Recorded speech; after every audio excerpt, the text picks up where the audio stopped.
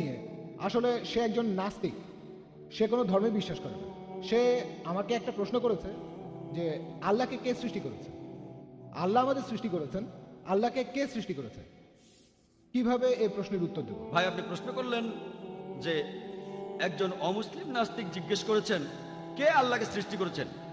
এর উত্তর দিতে গিয়ে এভাবে বলা যায় যে আমার বন্ধু, তার নাম জন, তার ভাই জ্যাক হাসপাতালে ভর্তি হয়েছে। সে আমাকে বলল, জন আমাকে বলল যে আমার ভাই জ্যাক হাসপাতালে ভর্তি হয়েছে, আর একটা বাচ্চার জন্ম দিয়েছে।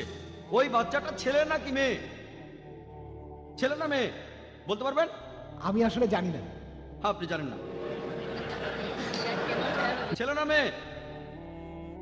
একজন পুরুষ জ্যাক, একজন পুরুষ, সে জনের ভাই হাসপাতালে ভর্তি হয়েছে, একটা বাচ্চা জন্ম দিয়েছে। ছেলে না মেয়ে? প্রশ্নটাই অযৌক্তিক। একজন পুরুষ বাচ্চা জন্ম দিতে পারে না। একইভাবে ঈশ্বরের কথা যদি বলি, আল্লাহ কেউ তাকে সৃষ্টি করেনি, তাই কে আল্লাহকে সৃষ্টি করেছে, এই প্রশ্নটাই অযৌক্তিক। যদি আমি বলি যে অমুক লোক আল্লাহকে সৃষ্টি করেছে, সে তাহলে আল্লাহ নয়। ওয়ালাম ইয়াকুল কুফুয়ান আহাদ, তার সমতুল্য কেউ নাই। তাই আল্লাহ তাআলার সংজ্ঞা হলো তাকে কেউ সৃষ্টি করেনি। তাই কে আল্লাহকে সৃষ্টি করেছে, এই প্রশ্নটাই অযৌক্তিক। যখনই আল্লাহকে সৃষ্টি করার কথা বলছি, সে তখন আর আল্লাহ হবে না। আল্লাহ তাআলাকে কেউ সৃষ্টি করেনি, তিনি এই বিশ্বজগৎ সৃষ্টি করেছেন। আমরা তার উপর নির্ভরশীল, তিনি কোনো কিছুর উপরে নির্ভর করেন না। এখন একজন নাস্তিককে কিভাবে বোঝাবেন? আপনি আমার ভিডিও ক্যাসেট দেখতে পারেন, is the Quran God's word. এই প্রশ্নের উত্তরটা পাবেন। এছাড়াও জানবেন কিভাবে একজন নাস্তিককে বোঝাতে হবে। এই ভিডিওটা থেকে আপনি বিস্তারিত জানতে পারবেন একজন নাস্তিককে কিভাবে বোঝাবেন। এবারের প্রশ্ন স্লিপে এখনকার মিডিয়া 11ই সেপ্টেম্বর আসসালামু আলাইকুম। ভিডিওটা কিরকম হয়েছে আপনারা কিন্তু কমেন্টে জানিয়ে যাবেন। ভাই প্রশ্ন করেছেন এখনকার মিডিয়া 11ই সেপ্টেম্বর নিয়ে মুসলিমদের বিরুদ্ধে কোনো ভূমিকা পালন করছে কিনা। এটা গোপনীয় কিছু না।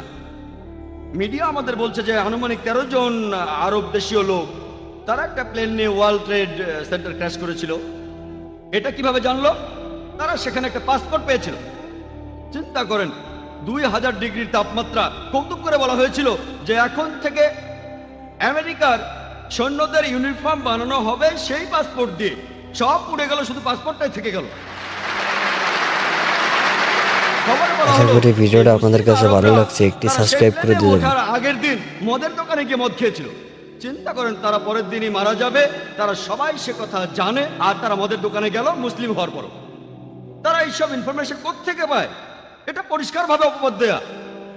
এটা কে করেছে? ওসামা বিন লাদেন করেছে। চিন্তা করেন, সিআইএ তারা বছরে কয়েকশো কোটি ডলার খরচ করে। চ্যানেলটা সাবস্ক্রাইব করে পেন্টাগনের উপরে দিবেন। একটা পাখিও নজরদারি ছাড়া ওড়ে না।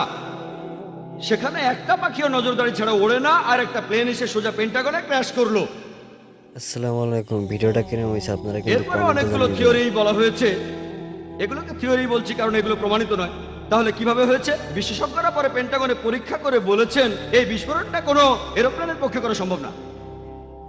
এইসব খবরের উদ্দেশ্য ছিল মুসলিমদের নামে অপবাদ দেয়া। মিডিয়া ইসলামের বিরুদ্ধে এইসব প্রচার করছে। আর এছাড়াও কয়েকটা থিওরি এমন বলছে এই কাজটা ভেতরের কেউ করেছে। যেভাবে ওয়ার্ল্ড ট্রেড সেন্টার ভেঙে পড়েছে সেটা প্লেনের আঘাতে হতে পারে না, ভেতর থেকে কেউ করেছে, আল্লাহ জানেন। তবে যাই ঘটুক, তারা ইসলামকে যতই আক্রমণ করুক, মাকারুম মাকার আল্লাহ ওয়াল্লাহু খায়রুল মাকিরিন। তারা চক্রান্ত করেছিল, আল্লাহ কৌশল করেছিলেন। নিশ্চয়ই আল্লাহ কৌশলীদের শ্রেষ্ঠ। আলহামদুলিল্লাহ। এত আশা কিছু করি সত্ত্বেও ভিডিওটা মিডিয়া আপনাদের কাছে ইসলামকে ভালো আক্রমণ লাগছে। করেছে। একটি তারপরও সাবস্ক্রাইব করে পৃথিবীতে দিবেন। ইসলাম ধর্মের প্রসার এখনো সবচেয়ে বেশি, এমনকি আমেরিকা আর ইউরোপেও। আসসালামু আলাইকুম। আমার নাম ডাক্তার খান। আপনার কাছে আমার প্রশ্ন হলো, ইসলাম ধর্ম প্রচারের উদ্দেশ্যে মহিলারা কি মিডিয়ার সামনে আসতে পারবেন? অনেক মুসলিম বিশেষজ্ঞই মহিলাদের অডিও রেকর্ড করার অনুমতি দেন না, কারণ সেক্ষেত্রে অন্য পুরুষেরা আমাদের কণ্ঠ শুনে ফেলবে। এটার কি অনুমতি চ্যানেলটা আছে? সাবস্ক্রাইব করে আর থাকলে দিবেন। সেটা কিভাবে বোঝাবো? ধন্যবাদ। বোন, আপনি প্রশ্ন করলেন যে আপনারা মানে মুসলিম নারীরা মিডিয়ার সামনে আসতে পারবেন কিনা সত্য প্রচারের জন্য বা ইসলামের শত্রুদের সাথে লড়াই করতে। আর কিছু বিশেষজ্ঞ এমন ফতোয়া দিয়েছেন যে এটা হারাম। এখানে কিছু ব্যাপার অবশ্যই হালাল। আপনি আর্টিকেল লিখতে পারেন যেটাকে কোনো বিশেষজ্ঞই হারাম বলবেন না। আপনি আর্টিকেল লিখতে পারেন হয়তো খবরের কাগজে অথবা ইন্টারনেটে। কিছু কিছু ক্ষেত্রে অবশ্যই অংশ নিতে পারেন, প্রিন্ট মিডিয়ায় অংশ নিতে পারেন। আর অডিও মিডিয়ার কথা যদি বলি, এটা নিয়ে মতভেদ আছে। কেউ বলেন পারবেন, কেউ বলেন পারবেন না। সাধারণত কণ্ঠস্বর নিয়ে বিশেষজ্ঞরা মহিলাদের তেমন কিছু বলেন না। তবে এইসব ক্ষেত্রে মহিলাদের কণ্ঠস্বর সাধারণ থাকতে হবে। অডিও মিডিয়ার ক্ষেত্রে খেয়াল রাখবেন আপনার কণ্ঠস্বর যেন খুব বেশি ওঠানামা না করে, আসসালামু আলাইকুম। সে সময় খুব ভিডিওটা বেশি কেমন হাসাহাসিও হয়েছে করবেন না। আপনারা কমেন্টে জানিয়ে বেশিরভাগ বিশেষজ্ঞ এমন ক্ষেত্রে অনুমতি দেন। এবার টেলিভিশনের সামনে আসা নিয়ে বলি, এখানেও বিশেষজ্ঞদের মধ্যে মতভেদ আছে যে বেশিরভাগ বিশেষজ্ঞই বলেন যে মহিলারা টেলিভিশনের সামনে আসতে পারবে না। অনেক বিশেষজ্ঞ বলেন যে মহিলারা যদি হিজাব পালন করে, যদি নিজের শরীর পুরোপুরি ঢেকে রাখে, শুধু মুখমণ্ডল আর কবজি পর্যন্ত হাত খোলা রাখে এবং কণ্ঠস্বরে যদি উত্তেজক কিছু না থাকে, আর যদি শরিয়ার অন্য নিয়মগুলো মানে, তবে বেশিরভাগ আসসালামু আলাইকুম। বিশেষজ্ঞ ভিডিওটা বলেন না। কেমন হয়েছে আপনারা কিন্তু কমেন্টে জানিয়ে দেবেন। টেলিভিশনের সামনে আসতে পারবেন না, কারণ পবিত্র কোরআনে সূরা নূরের 30 নম্বর আয়াতে উল্লেখ করা আশা করি হয়েছে, ভিডিওটা আপনাদের কাছে মুমিনদের ভালো পরকালের লাগছে, দৃষ্টি একটি সংযত সাবস্ক্রাইব করে আল্লাহর দিয়ে জান্নাতের যাবেন। হেফাজত করে। এই আয়াতটার বেশ কিছু হাদিস নিয়ে বিশেষজ্ঞদের মধ্যে মতভেদ আছে।